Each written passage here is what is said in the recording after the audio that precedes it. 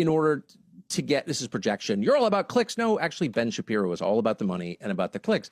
But here's the part that I think that we should be concerned about. It is now a crime in a lot of the West to criticize Israel. People were arrested yesterday in Australia for criticizing Israel outside, publicly, not attacking Jews, not attacking physically anybody, saying, I'm against the state of Israel. They're arrested for it. They're in jail tonight. That's also true in the UK, as you know. It's true in Canada. It's true throughout Europe. And Ben Shapiro and people in the administration would like to make that the law here. This is the last holdout of free speech on planet Earth, the United States. It's encoded in our Constitution. Also, I would say in the American DNA. We have a right to say whatever we believe is true, period. And that very much includes criticism of a foreign country. You'll never hear me saying from the river to the sea, because I'm not exactly sure what that means. However, if I want to say from the river to the sea, I certainly will. And I'll do that until I die, because that's my birthright. That's a right given to me by God, not the US government. And Ben Shapiro and a lot of these people are saying it out loud. We need to penalize anti-Semites with the law. What does that even mean? You can never, in the United States, prosecute or even persecute someone for his beliefs. For your beliefs, you have the right of conscience in this country. The UK used to have it. Australia used to have it. New Zealand used to have it. Now they're going to jail for saying things that Ben Shapiro doesn't like. So we should be wary of this, because it's all preparatory to legislative and regulatory changes that will ban free speech in the United States. They're saying it out loud. That's happening. I also think that the really insidious part of it, and there were many insidious parts of it, one is to silence people and to threaten them and to get them cancelled and so on, which is very hypocritical coming from someone like Ben Shapiro, who pretends to be the great king of free speech. But also, there are care about your feelings. Yeah, exactly. I ended my own monologue response to him by saying those exact words, which probably triggered his little pussy bitch outburst today, as he's called them. But I think the other thing that I find insidious, Tucker, is that there are genuine anti-Semitic people. There are people that hate Jews because they're Jewish. There are people that wish harm to Jews. There are people who still have Nazi sympathies, who think the Holocaust was a good thing. These people exist. And if you start branding everybody that's critical of this current very hardline Israeli government, with people like Smotrich and Ben-Gvir, who have extremely hardline views, if you criticize a government and you get branded anti-Semitic for criticizing the government for policies that many people think are wrong, then what you're doing, you're allowing the genuine anti-Semites, the genuine Nazi sympathizers, to just ride under the radar. Because, if you go on social media now, everyone's an anti-Semite, according to Ben Shapiro and these guys. Once everyone becomes something, even though the vast majority are not that thing, then the ones who really are that thing get to operate much more freely, I think.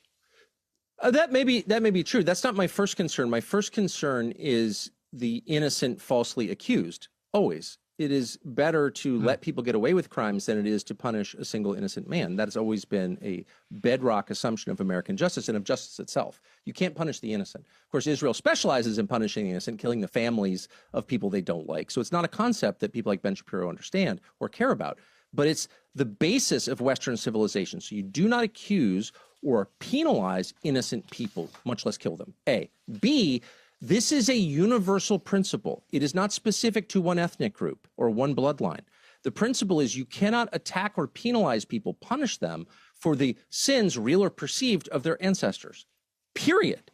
And in the United States right now, and this has been true for 60 years, the only group that is routinely denied jobs, promotions, federal grants, college admission to Harvard is Christian whites. It's embedded in the law in the United States. We call it affirmative action, DEI, diversity imperatives, whatever. That's the law in the United States. And so if we're going to tackle bias, and I think we should, through moral suasion, we need to attack it equally, evenly, as a universal principle, because if these protections apply only to your group, they're not valid. That's just tribalism. I don't care, actually. And then we're in a system where we only care about our own groups. No law or principle has meaning or validity unless it's universal, unless it applies to all human beings, all American citizens. And so I would just remind Ben Shapiro of that. You need to push back. If you're pushing back against anti-Semitism, you need to push back against the only kind of hate and bias embedded in U.S. law. It's the U.S. law. And this administration has done not so much to change that. I don't understand why. I hope they will. But as long as we're doing this, let's just apply it to every human being, because human rights are a real thing. Those rights were endowed by God. I just want to, I know Ben Shapiro went to Harvard, but he should meditate on that for a minute. Well, also, he should meditate on the fact that to a lot of outrage from people on the pro-Palestinian side, when I was very vociferous in my belief when the war on Hamas started, that Israel didn't just have a right to defend itself, it had a fundamental duty to defend itself after what was an appalling terrorist attack, with 1,200 people killed and nearly 7,000 wounded and 250 kidnapped, including a baby and Holocaust survivors and so on. Of course, they had to defend themselves. By taking such a strong position as I did for a long time, and you and I did argue about this as it went on, yes. I took a lot of heat coming from the other side about that. And, I made the point to Shapiro this week, I've taken heat from both sides, and I'm fine with that. I actually think journalists should take heat from both sides of almost any issue, because it probably means you're doing the right thing. You're asking the right questions at the right time.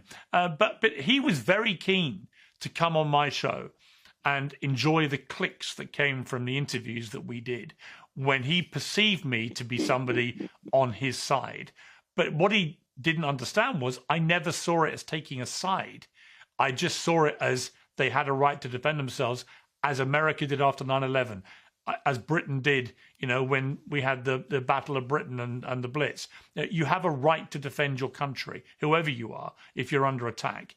But he mistook that for me taking a tribal position with him, that I was on his side. And the moment I began to deviate from that, I began to get more critical of Israel, certainly from the start of last year onwards, I became much more critical. He couldn't handle it. And then he didn't just refuse to come on the show. He refused to reply to my texts. We'd always had a very cordial relationship. And then he started attacking me in public. And I was watching all this going, really? You're the free speech guy? You're the guy that tells the world how important free speech is? You're the one that says repeatedly, facts don't care about your feelings? And yet here you're letting your feelings override any changing facts on the ground in Gaza, for example.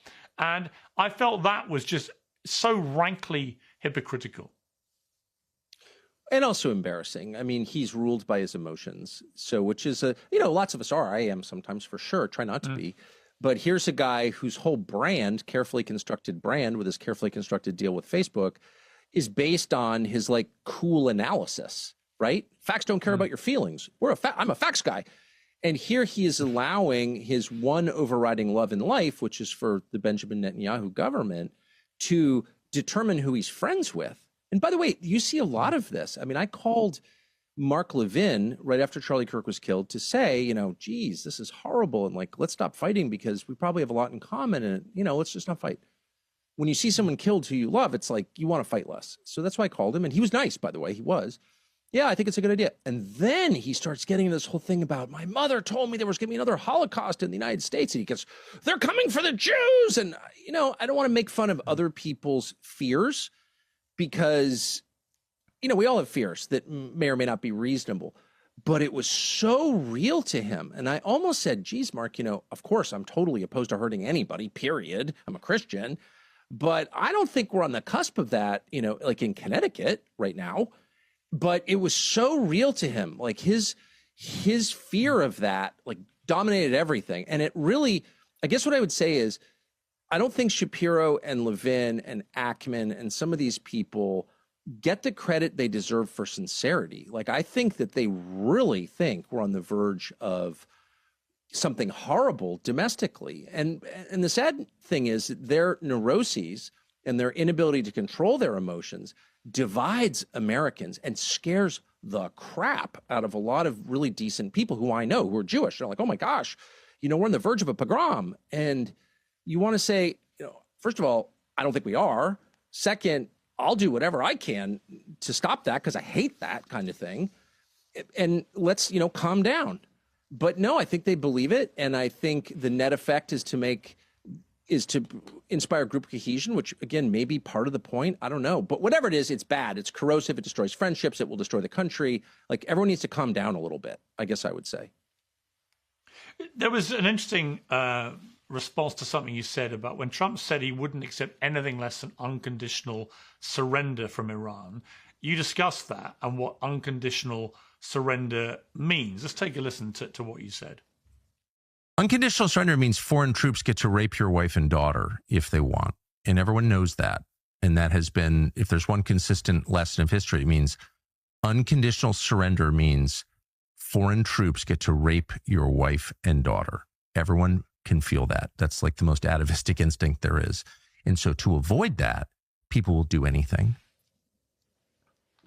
Now, as you know, a lot of people jumped on that and who don't like you and said that what you were inferring was that the US military in this eventuality would be capable of raping women if Trump went through with his aim of achieving unconditional surrender. I mean, do you want to clarify what you said? Do you want to respond to what those people have been saying? Sure. Let me just say, I almost never infer anything because I'm not a woman. I just say what I think. I don't play chess. I play checkers. Pretty straightforward person. Ask my wife.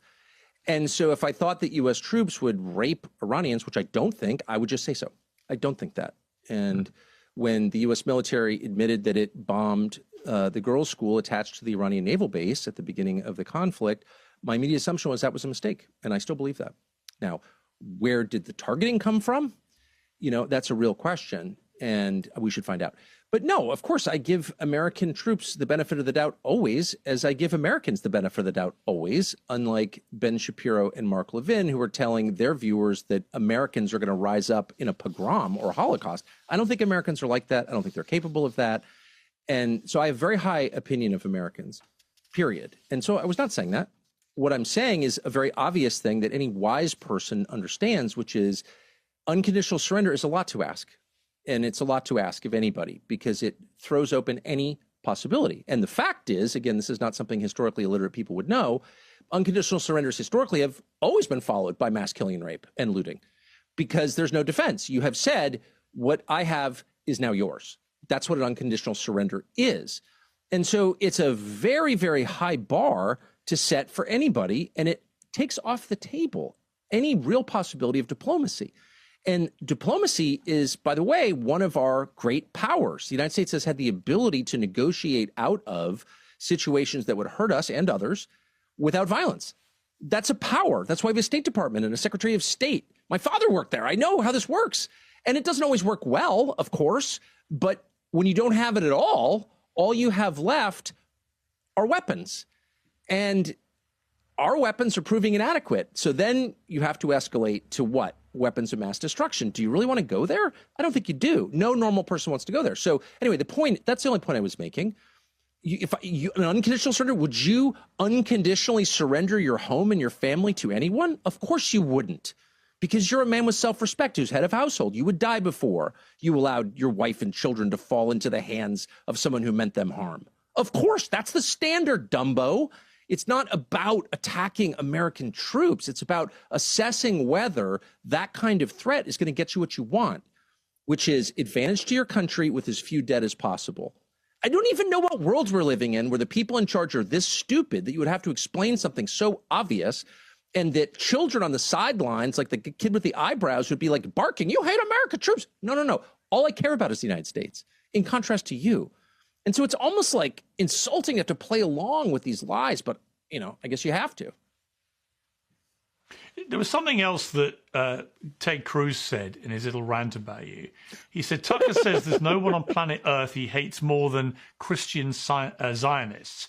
And he blamed in particular me and Mike Huckabee as objects of his ire. And I wear that as a badge of honor. Is that true? Are these the two people you hate most on planet Earth? And is it because they're Christian Zionists? I wouldn't say, well, first of all, I think Christian Zionist would be an upgrade for Ted Cruz, who couldn't name the book of the Bible he said his theology came from. So I don't think Christianity, even in its perverted Zionist form, informs any opinion that Ted Cruz has, assuming he has authentic opinions. So that would be a compliment to call him a Christian Zionist. He's beneath that. I would say I criticized Shapiro and Levin for losing control of their emotions. I lost control of mine when I said that. I shouldn't have said that. I've apologized for it repeatedly. I'll do so again. I'm sorry that I said that, because I don't hate Christian Zionists. I'm deeply frustrated with some evangelical leaders who are not preaching Christianity, but some sick, weird, culty version of it that puts Benjamin Netanyahu ahead of Jesus. And that's not Christianity. It's totally wrong. And some of them are quite ruthless, I've learned personally. Franklin Graham, for example. I went in to see Trump, and Trump says, I just got a letter from Franklin Graham calling you an anti-Semite. Franklin Graham, an anti-Semite, really? Yes, and it's right here. He showed it to me. So I leave the meeting, and I immediately call Franklin Graham. I'm like, what? Why would you call me an anti-Semite? And why didn't you call me first? If you think I'm an anti-Semite, wouldn't you want to persuade me not to be? Because that's a pretty ugly thing to be. And as a Christian, as a fellow Christian, you want to talk. He wouldn't take my call. I went back and forth texting with his assistant like all day. Well, when can I speak to him? Maybe next week. He's learning to be a private pilot. I'm like, he's 74. He doesn't have time to at least account for a letter that he sent to Trump calling me an anti-Semite and telling Trump never to talk to me again. I'm like, that behavior is so unchristian and so low, so sneaky, so dishonest that it offends me as a Christian to see it conducted in the name of Jesus. I just think that that's really wrong. I don't think I have a monopoly on the truth. I don't think I'm a very good Christian. I'm not. But I don't think that's Christianity. I just don't. And I'm sorry that it makes Ted Cruz mad. As for Ted Cruz, he says he's running against me for president. I almost want to run for president just to debate Ted Cruz, because I think it would go about the way it went last time. And for my part, I deeply enjoyed it, which is why I've never tweeted about it, because I just keep that little spark of joy inside me for rainy days. And I think about that conversation and smile. You know, Polymarket is running a who should be the Republican presidential nominee in 2028. J.D. Vance is in the 39%, Marco Rubio 28%, as you may expect. And then comes Ron DeSantis, but you're fifth, albeit at 2% at the moment. Ted Cruz is only 1%. So you're twice as popular as Ted Cruz already to be the Republican nominee. I mean, my question for you, Tucker, about that. I know you said you'll never do this, but I would ask the question and throw it back at you. Well, why wouldn't you? Given there's this huge ideological battle going on for the conservative right of America, and it's a real split like we've never seen before, and it's over so many issues now, and given that you're clearly on one side of this and clearly spearheading one part of this, why wouldn't you actually run to preserve the heart and soul of the Conservative Party as you see it? It's not what I do. You know, I have no love of politics. I actually think it's disgusting. I don't understand it very well. It doesn't come naturally to me. Coalition building, you know, I just don't, where you kind of pretend you believe something or de-emphasize another belief in order to get people together to vote for the same person. That's not my default position. I just kind of say what I think. And so I don't know that I'd be good at it, A. B, I think it's very tough to be the president. I've learned that by watching over many years, and because you are constrained in ways that you should not be constrained, but you are. And it's not just because of Israel and its proxies, though that's the number one reason, but there are other reasons. And one is the size of the agencies. They're autonomous. They're countries. How do you get them under control? Some of them are dangerous. And so that's hard. It's really hard. I don't know that I'd be great at that. And there's a risk, of course, involved. And mostly because it's just not what I've done. And I hate egomania. I hate hubris and the idea like, I've been a successful cable news host, I should be president. Like, that whole way of thinking is disgusting to me. However, if I got to run against Ted Cruz and debate him again on camera, I would run for Emperor of the Holy Roman Empire. I'd run for Pope. I'd run for head of the library board. I would run for anything for the opportunity to do that and watch Ted Cruz. And it appeals to the mean part of me, I think. All you need to do with Ted Cruz, another Harvard graduate. All the dumbest people went to Harvard. That's a talking point, but it's actually real. Ted Cruz went to Harvard. Bill Ackman, who's like a moron, went to Harvard. And Ben Shapiro went to Harvard. Anyway, if he's like this famously brilliant guy, silver-tongued Ted Cruz, he's going to be on the Supreme Court. You ask him the simplest question possible. I'm only capable of dumb questions because I'm not a genius. Like, what's the population of Iran? What Bible verse are you talking about? Dumb stuff. He can't answer any of it. Like, nothing. And that to me was like amazing. It wasn't like I went in there with hyper complicated questions. I'm a really well-experienced interviewer. I'm going to trip you up with my sophistry. It was like, hey, Ted, who lives in Iran? No clue. And he's calling for its overthrow. So I imagine we'd have more fun like that. And I would stop anything I was doing to have more of that because I just loved it. There's a book out about you called Hated by All the Right People, which is a brilliant title, something you should be very proud of. Have you read this book? No, it's the second book about me I have not cracked. I hope by the time I die, hopefully many years from now, I will have a whole shelf of books about me I've never read or even opened. No, I haven't. But, you know, I sort of know who I am. I know my faults. I have some sense of my strengths. But most important, I've been married to the same girl for 35 years, been with her for 42. I've got a bunch of kids. They know me well. My college roommate, freshman year college roommate, is my business partner. So like I'm surrounded by people I've known all my life, and I care about their opinions. I don't care so much about what some book author who I never even talked to thinks of me. I bet it's not flattering. It's my guess. Well, let me guess. I'm an anti-Semite. Well, no, actually, there were just some funny things. Well, I mean, you may not find them funny, but there were some certain things in there which my team assembled, which you're under no obligation to answer, by the way, but they're just quite entertaining. Oh, I don't care. I'm happy to, always. Well, it claims that you were a brilliantly gifted but wayward youth who lost his virginity at 14 in a visit to a Nevada brothel arranged by your father. Is that true? Not true. Not true. Not true? Not true. I mean, not true in the potato. I can say not true. No, my father? No, here's the part that I want to say is definitely not true. Your father wasn't there. My father no, of course not. That's gross. Come on now. No, you can't bring your son to a bordello. No, of course. No. My father would, I promise. My father's passed away. He's not here to hear this, but in his memory, I just want to be really, really clear. No, my father would never do that. And I would never accompany him. But just to be clear, to a whorehouse. But that is a qualified denial of one aspect of the sentence. I don't even know what he's talking about. But I will say, yeah, there were some wayward elements in my youth for sure. I was not successful in school and all that entails. But, and that's why I've never been a huge proponent of college. I certainly got very little out of it. I harmed myself a lot during it. And so I've been pretty transparent about that. I've never claimed to be impressive. I couldn't get into college and I couldn't get a job. So I wound up in journalism, by the way. I tried to have a real job as a teacher or an operations officer at CIA. They turned me down. They actually did turn me down, by the way. It's not an op. And I was not impressive at all. And last thing I will say is... that was actually my second... Well, that's actually in the book, because apparently the agency preferred not to hire people who they viewed as gabby and insubordinate.